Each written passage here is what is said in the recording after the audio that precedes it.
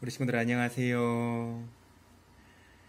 오늘 이 시간에는 지난주에 내주었던 영상과 또 거기에 따른 문제들 이렇게 풀이하는 시간을 가지도록 하겠습니다. 영상이 조금 빠르기는 했겠지만 우리 친구들 잘 보았지요? 네, 이렇게 많은 친구들이 또 이렇게 함께 참여해 주어서 고맙습니다. 그러면 첫 번째 문제부터 함께 이렇게 읽고 문제 풀이하는 시간 가져볼게요. 먼저 첫 번째 문제, 하나님께서 지으신 세상에 이기심과 폭력이 가득 차고 하나님께서 주신 약속의 땅에서 이스라엘 백성들이 쫓겨난 이유는 무엇일까요? 입니다. 많은 친구들이 이렇게 잘 적어주었는데 하나님께서는 인간을 창조하시면서 그들이 당신의 말씀에 무조건 따르게 하진 않으셨고 그들에게 자유의지를 주셨다라고 하는 것 아마 우리 친구들도 알고 있을 겁니다. 근데 선택할 수 있는 자유를 주신 거지요. 근데 이제 이스라엘 백성들이 정말 좋은 것을 알아서 선택할 자유를 주셨는데 이스라엘 백성들이 자유를 잘 사용했냐? 이미 나와 있듯이 그렇게 잘 사용하지 못했습니다. 그들은 하나님을 거슬러서 타락한 삶과 행실을 버리지 않았고 자기의 욕심대로만 자신만을 위해서 이렇게 살았지요. 이제 그러다 보니 하나님께서 약속해 주신 땅에서 쫓겨나게 됐던 겁니다. 자, 두 번째로 먼저 하나님께서 세상을 창조하신 모습들 두 번째로 이제 우리 이스라엘 역사에 대해서 이렇게 순서를 정해서 인지하는 건데 먼저 어떤 것들이 먼저일까요? 이 그림이 먼저겠지요. 하나님께서 세상을 창조하신 모습이 등장하지요. 우주와 또한 이 지구의 모습이 등장하는데 하나님께서 만드신 것을 보시니 참 좋았다라고 할 그런 모습들이지요. 두 번째로는 이 그림일 텐데 아담과 하와가 선악과 나무에서 열매를 따먹는 모습입니다. 이제 하나님을 거슬러서 하나님보다 높아지려고 했지요. 그만 뱀의 유혹에 넘어가고 만 건데 그 후에 세상에는 죄와 죽음이라고 하는 게 들어오게 됩니다. 자, 세 번째는 노아와 그 가족들이 방주를 타고서 살아남은 모습이지요. 세상에 죄와 죽음이 들어오고 또 폭력으로 가득 차 있었을 때 하나님께서는 이 악한 사람들을 없애버리려고 하십니다. 근데 노아는 하나님 마음에 드는 사람이었기 때문에 그 가족들은 살려주시지요. 방주에 태워서 비가 많이 오는 가운데에서도 그들이 살아남을 수 있도록 도와주십니다. 이제 그렇게 싹 쓸어버리셨는데 하나님께서 만드시는 것들을 그렇게 싹 쓸어버리시고 나서는 마음 아파하셨습니다. 그래서 내가 다시는 물로 이렇게 세상을 벌하지 않으리라 라고 하시면서 이렇게 무지개를 띄워서 약속을 해 주십니다. 자, 네 번째는 아브라함 모습입니다. 아브라함이 이렇게 별을 보고서 이렇게 있는 그런 모습이죠. 노아의 후손들은 세상에 퍼져나갔는데 그 중에 아브라함이라고 하는 사람을 하나님께서 콕 찍으신 겁니다. 어떤 친구들은 왜 꼭 아브라함이었어요? 라고 궁금해할 수도 있는데 시부님도 몰라요. 하나님께서 하시는 일이잖아요. 네, 그렇지만 하나님이 아브라함을 부르셨고 아브라함은 응답했고 또 아브라함과 함께했던 사람들은 복을 받았다라고 하는 게 중요한 겁니다. 이제 하나님께서는 아브라함에게 너가 가지고 있는 것들을 다 버리고 내가 약속한 땅으로 가렴 이라고 얘기하셨는데 아브라함은 따랐거든요. 만약에 우리한테 너가 가지고 있는 거 다 버리고 나를 따라라 라고 하면은 우리가 쉽게 따르기가 어렵죠. 그런데 아브라함은 그것들을 했다라고 하는 겁니다. 아브라함의 재산과 아브라함의 후손들은 하늘의 별처럼 많아졌다라고 성경에서도 이야기합니다. 다섯 번째는 모세가 하나님으로부터 십계명을 받은 겁니다. 사실 이 그림 이전에는 몇 가지 내용들이 있어요. 아브라함이 약속의 땅에 도착했다는 것과 아브라함의 후손들 이스라엘 백성들이 늘어나서 그 땅에 이제 살다가 기근이 들어서 먹을 것을 구하러 이집트 땅으로 이게 내려갔다라고 하는 거죠. 그리고 그 이집트 땅에서 살다가 이스라엘 백성들이 늘어난 것을 두려워한 이집트 사람들이 이스라엘 사람들을 못 살게 굴기 시작하지요. 일도 시키고 예, 막 말도 하고 이제 그렇게 했지요. 이에 참다 못한 사람들이 이집트를 탈출하게 되고 하느님께서는 그들을 약속의 땅 가나안으로 다시 이렇게 인도를 해주십니다. 뿐만 아니라 이들이 길만이 아니고 생활부터가 이제 하느님께 이제 맞춰 나아가며 살 수 있도록 이제 그들이 지켜야 할 법도 내려주시는 그런 모습이지요.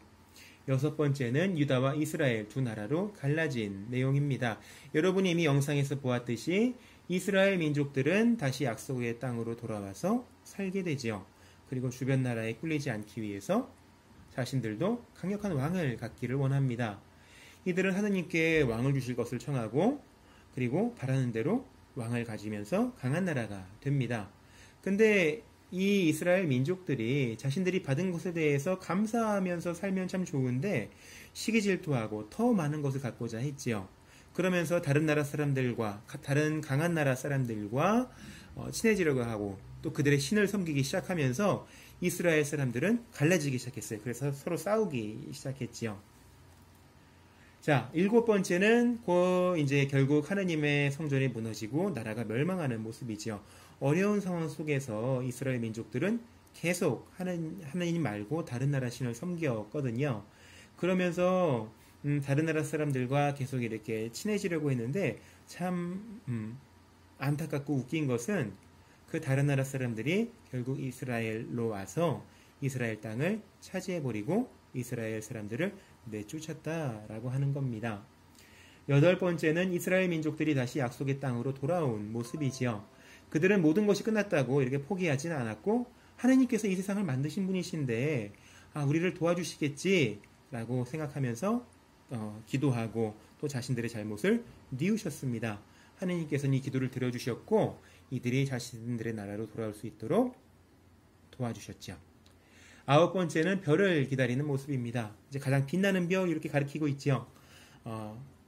세상을 비춰주실 분, 세상을 구해주실 분, 바로 이제 예수님에 대한 이제 예수님을 기다리는 그런 모습입니다. 많은 친구들은 그렇게 생각했을 거예요. 아니, 약속의 땅에 돌아왔으면 잘 살아야지. 그런데 이스라엘 민족들이 잘 살았을까? 그렇지 않았습니다. 물론 잘 살기도 했지만 이들은 끊임없이 하나님을 거슬러서 이게 나쁜 행동을 하기를 이렇게 나쁜 행동하기를 멈추지 않았어요. 사실 땅이 문제가 아니라 마음이 문제였던 거죠. 또한 이 이스라엘 땅 주변에는 여전히 강한 나라들이 있어서 이스라엘을 계속 괴롭혔습니다. 그래서 이제 이런 상황 속에서 이스라엘 민족들은 좀 힘듭니다. 하나님 정말 저희를 도와주십시오. 당신의 메시아, 당신의 이 구원자를 우리에게 보내주십시오. 라고 이렇게 청하게 되지요. 자, 세 번째 문제. 우리 친구들이 모두 다 잘 이렇게 맞춰준 문제인데 여러분이 잘 대답해준 대로 다윗에 대한 이야기입니다. 다윗은 이스라엘 역사 가운데에서 가장 하느님 마음에 드는 왕이었지요.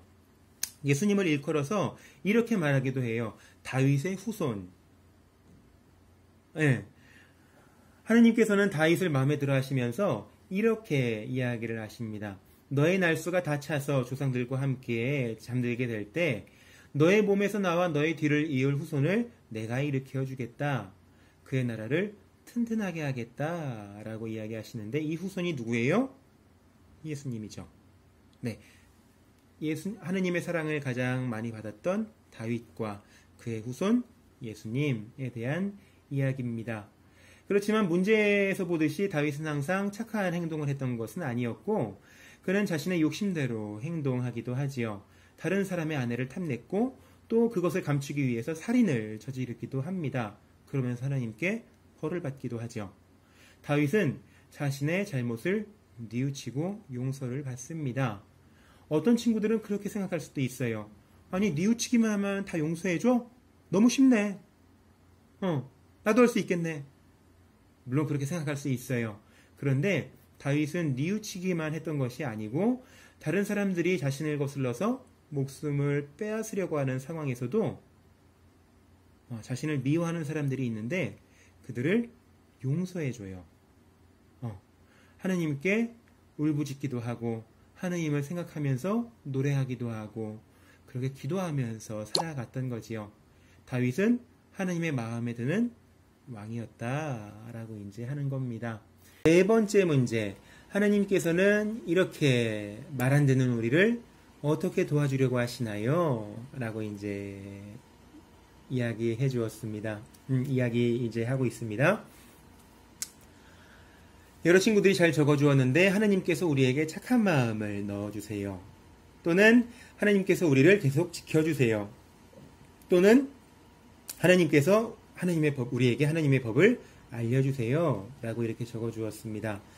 문제 밑에 나와 있듯이 예레미야서에는 이런 성경 말씀이 나와요. 나는 그들의 가슴에 내 법을 넣어주고 그들의 마음에 그 법을 새겨주겠다 하는 얘기죠. 이제 우리들은 하느님의 법을 알면서도 잘 못 지킬 때가 있죠. 우리 마음에 나쁜 마음이 있을 때가 있다고요.